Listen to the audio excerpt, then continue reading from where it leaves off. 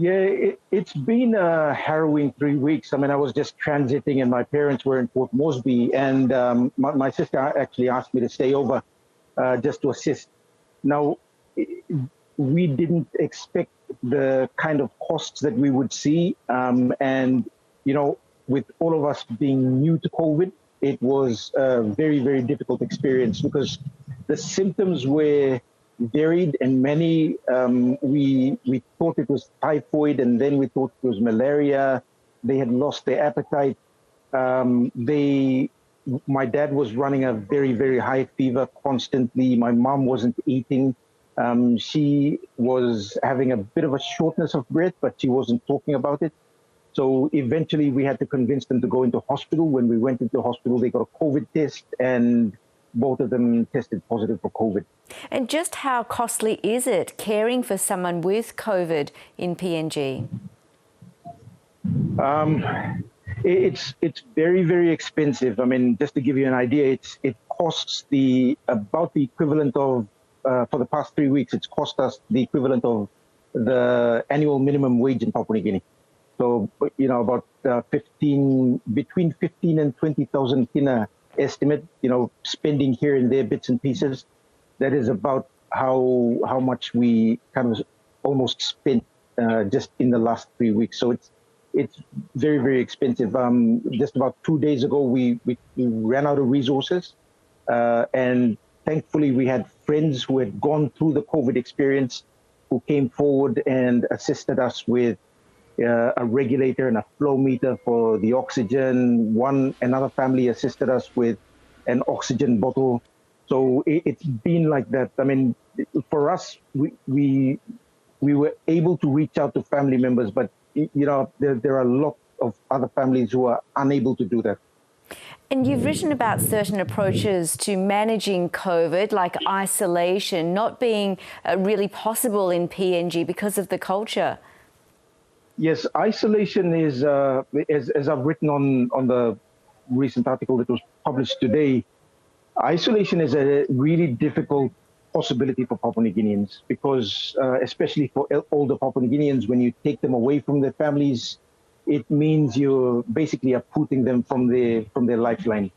And with their children unable to help them, and them being unable to talk to their children or talk to their family members, or talk to their brothers and sisters who are about their age, it's really difficult for them to get through this experience. Like, for example, my mom is still struggling with breathing. She's still having difficulty breathing. She's dependent on oxygen. We can't imagine placing her in isolation in that state because she has to be assisted to go to the toilet. She has to be assisted to have a shower and all.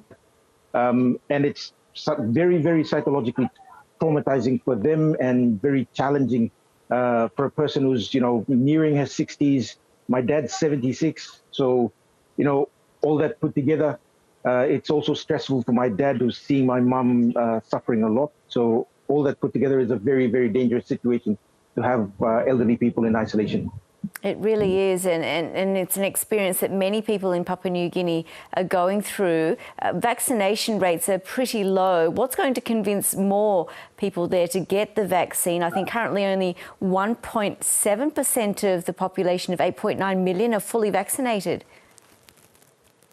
Yeah, I've had this difficulty trying to explain to people because a lot of people have come to me and asked, whether I'm for vaccination or I'm against vaccination. I've had myself vaccinated. My wife has had herself vaccinated. A few of our nephews have been vaccinated. And that's because for our case, we have to be vaccinated because we're caring for elderly people, for our parents. So my wife actually convinced me to go and get vaccinated. I was delaying the vaccination.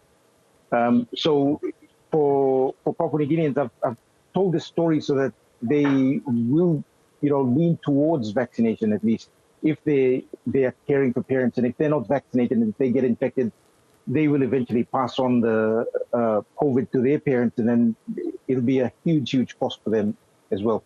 And it's not to say that the supply isn't there, correct? Like vaccine support has been received from Australia, New Zealand, the US and China. Is there then more that the international community can do?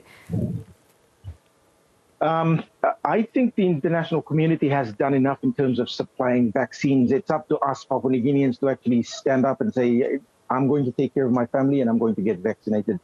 And it's difficult to convince people who are not fully aware of the benefits of vaccination, because there are a lot of stories circulating and a lot of misinformation circulating, and that's what's convincing a lot more people to not be vaccinated. The other thing that's also making a lot of people angry is the fact that employers are forcing people to go and get vaccinated, or making it really difficult to stay employed without allowing for unvaccinated people to stay employed. So that's been one of the sticking points for Papua New Guineans, because they feel that they should have the right to refuse vaccination, and that's not being given to them. Yeah, that's not being given to them. And just finally, how is this all impacting rising case numbers and the spread of the virus in Papua New Guinea? Yeah, it's having a direct impact on how many people are getting infected because of the lack of information, the resistance towards vaccination, the close-knit nature of Papua New Guinean families, and Papua New Guinean families are large. On average, one family is about 10 people in a household. My sister's household, where I am right now, there are about more than 10 people. So large families that you have to deal with, and large families that you have to go out and convince to get vaccinated. Well, Scott, thank you for sharing your personal account with us. Hope your parents are doing okay, and we'll talk to you soon. Thank you. Scott Waide. Thank you.